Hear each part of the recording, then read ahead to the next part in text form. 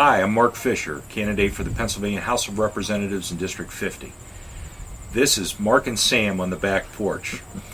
And if you have any thoughts, comments, questions, please go to my website, www.markwfischer.com. Fischer is spelled F-I-S-C-H-E-R. Welcome back to Mark and Sam on the back porch. Today we're going to talk about something near and dear to a lot of people's heart: liquor. Specifically, liquor store privatization. How do you feel on that? Well, it's football season, so I think we need to get them private as quick as we can.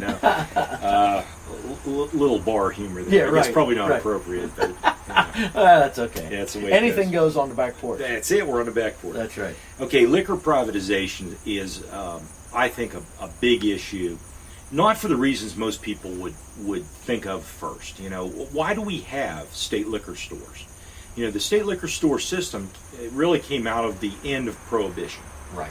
You know, we went through a period of time where all alcohol was supposedly illegal. Right. But and if you study, you know, I like bourbon. That's kind of my hobby. Right. You know, thing that I enjoy, and I study a lot about the history and how it was made. And you had a huge amount of medicinal bourbon that was produced during Prohibition. I'm sure you did. And you could really go to your doctor and say, whatever your problem was, they would give it to you. Well, there were a lot of strings. Of course, we know that organized crime, you know, when you prohibit something, it immediately transitions into the organized crime arena. Big money maker all of a sudden. It does. So anyway, we ended that period, and liquor was available. And Pennsylvania chose to have a state-owned liquor store system as a means of control. Right. Now, if there was any argument that you could make and say that was the way to go, it would have been in that period after Prohibition. Right. Okay.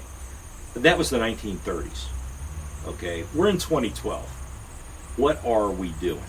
Okay. Things have changed just a little. It has. It has. And this is an absurd piece of history that we still have.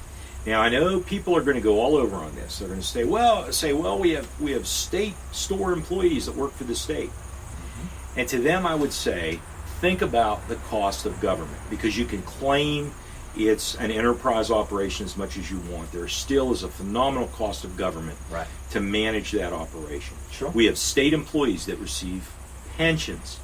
Okay, we are subsidizing that industry. It's huge, and to me, this is probably the most simple, basic thing to privatize. Right. We've got to look at it and say the government has no business in this business. Right.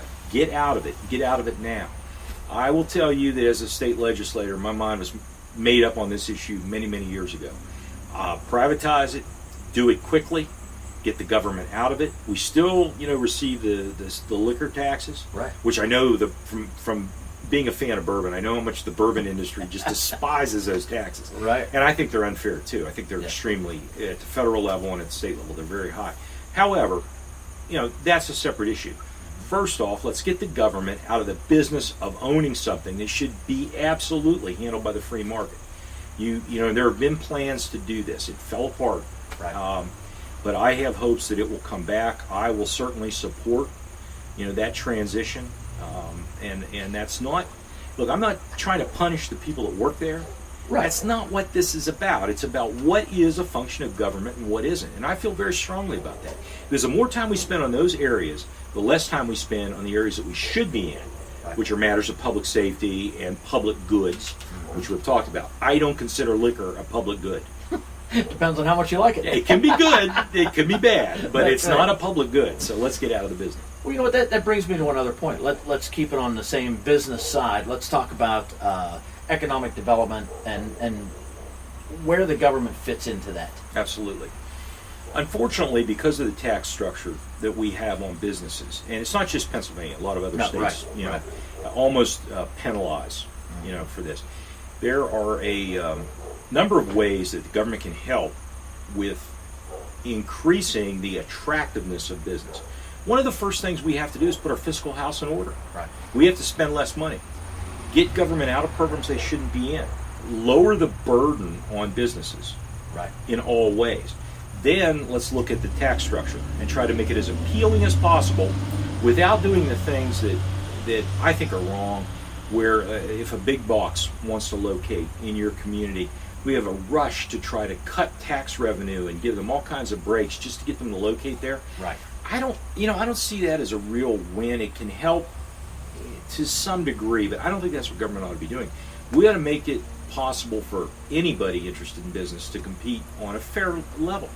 There are magnitude of scale with the big boxes. Right. I understand that. Sure. And I'm not saying government should level that playing field, but just give everybody a fair chance from the standpoint of what does it cost to do business. Keep it as low as possible. We in the 50th here can benefit greatly from an enhancement of that. We have a lot of land development along the Interstate 79. We have development possibilities in Fayette County, even in the little corner of Washington County I would be representing. There are sections there that could benefit from a good program like that truly cuts the burden on business and gets them into the market.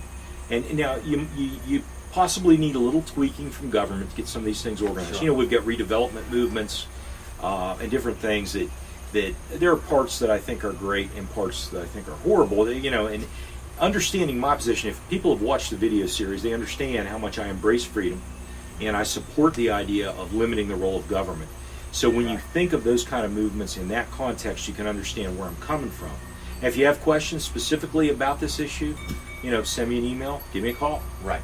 But what you're saying is you still have to, as a legislator, play a role in this, because somebody's got to be the mediator between business and moving into Pennsylvania. Somebody's got to try to attract them and bring them in, and I feel that is part of a role of a state representative. Well, I think it absolutely is, because you're trying to do the best for your district that you can do. Right. But we have to set the playing field Right. to be advantageous so that in Pennsylvania in general, you have a good business climate. We haven't had that for a long, long time. No, right. And I think we need to get there. We can do it. It's going to take resolve and some serious focus on the part of the legislature to get that put in place. But I think we can do it. Well, you heard it right from Mark Fischer. He's running for state representative in the 50th district. And this is Mark and Sam on the Back Porch. We've got much more coming soon.